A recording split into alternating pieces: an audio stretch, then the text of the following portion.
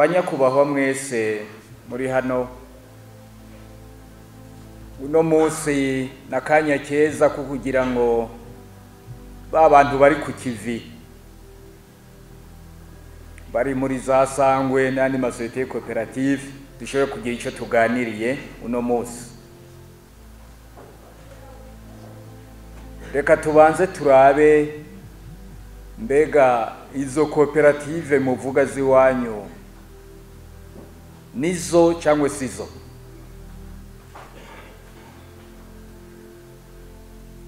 Benshi muravuga yuko muravyandika, benshi muravuga yuko muri mu makoperative Sangwe.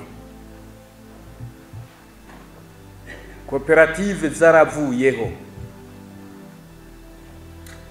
Ikintu cyitwa koperative cyaravuyeho.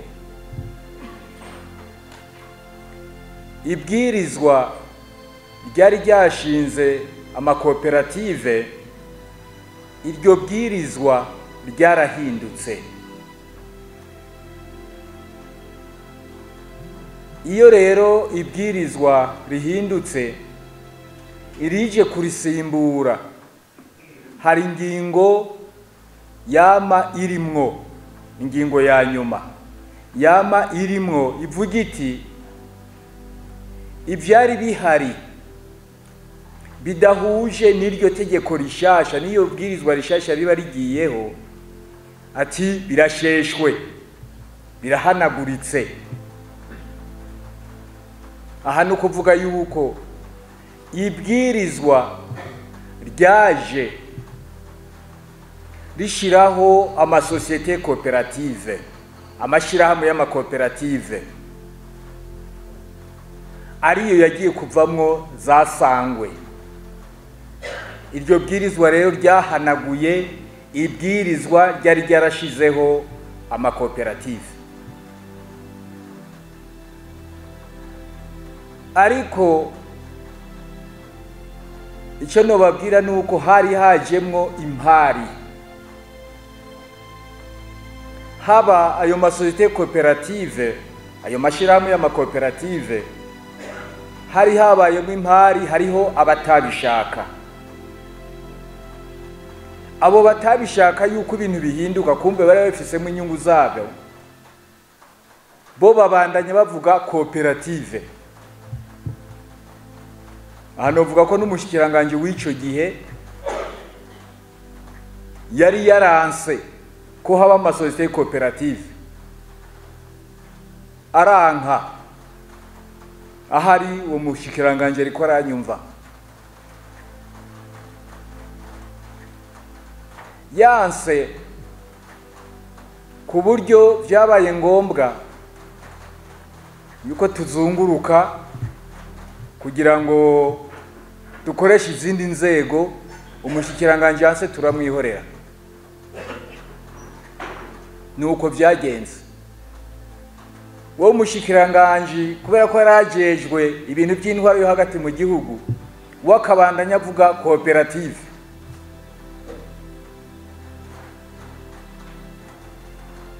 Tukamubwira yuko koperative zahavuye, ariko ntabyumve, turamwihorera. Mugo cyo nashaka kubabwira no munsi nuko koperative zarahavuye. Muribaza muti kubera iki zahavuye? Icyambere na mbere nuko impamvu canke imvo zari zaratumye bene amakoperative basaba gushinga amakoperative, izo mvo twasanga zitandukanye cyane n'ingene ayo makoperative yakora. Ugasanga amakoperative aho kugira ngo bibe ibintu social, ugasanga ahubwo ni ibintu commercial, ibintu by'ubucuruzi gusa. Ico ni kimwe. Icya kabiri,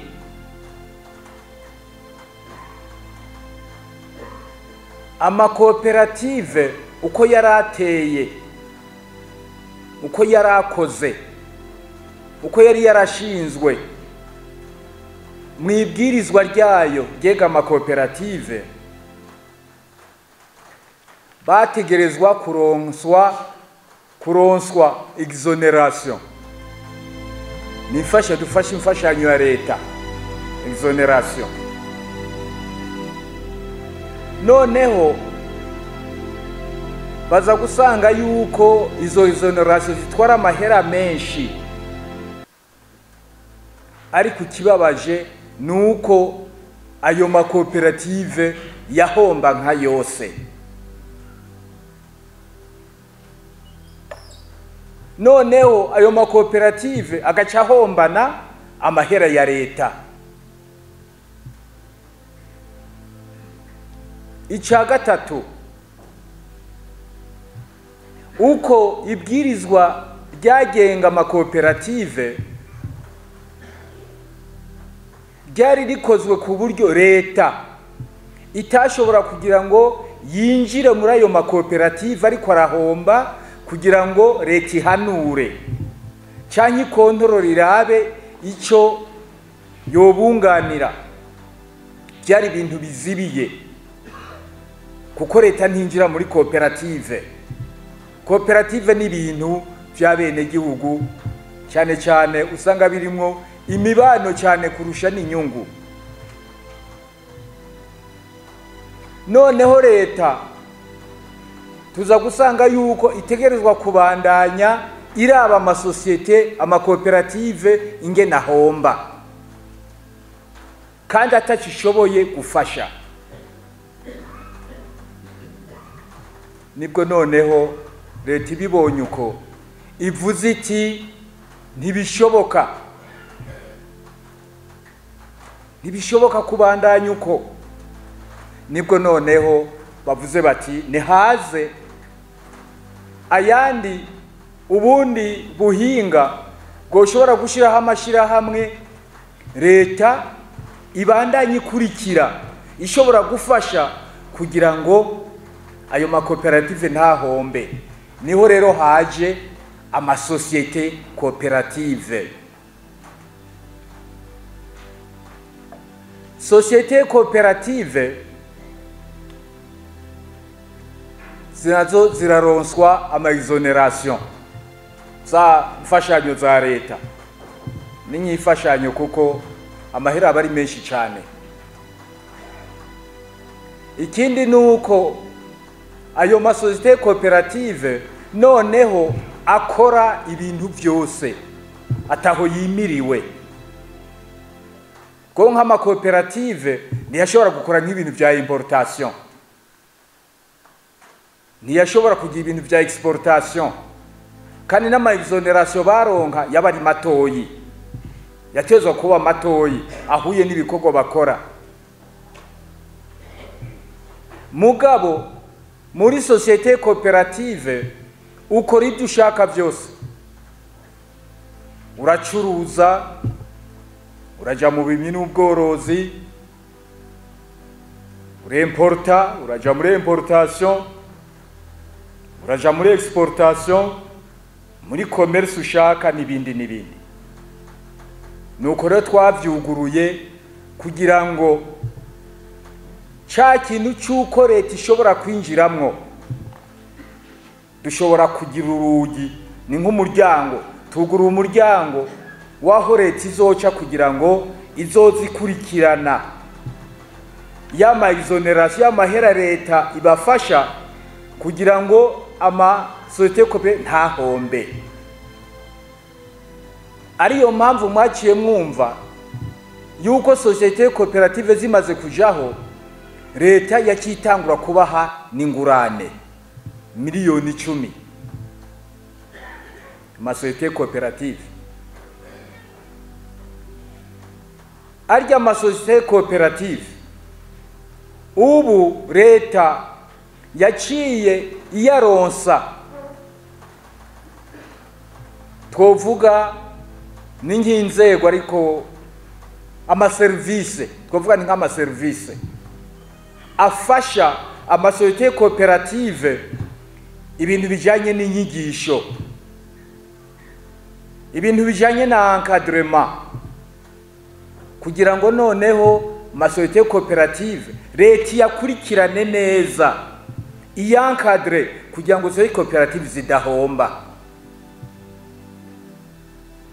Kuko murumva yuko bongeye ko leta ikabaha ingurane credit y'imiliyoni 10 ku mutumba, murumva ayo mahera ukuntu angana. Mu Burundi hari mitumba irenga gato y'ibihumbi 3. Camwibaza ugwize imiliyoni 10 ku mutumba, murumva ko harimo imiliyoni, mumva ama miliyari dangaye, murumva ko ari amahera menshi. Nta kuntu rero yari gutanga iyo miliyari zirenga 30 kugira ngo leta ntiyakurikirane. Mwebwe hariho abantu twumvise bamwe bace bayagandagura, nimwamenya impamvu. Ariko impamvu nyamukuru ni ukutamenya amategeko, kutamenya amabwirizwa. Kuko hari bamwe biyumviriye, na buramatari yabitubwiye, hari bamwe biyumviriye ngo babahaye ngo agafashanyo, impano yo kugira ngo bihanagura icyuya. Bamwe hariho abaciye bayaronderamwe abandi bakenyezi, abandi bayaronderamwe abandi bagabo.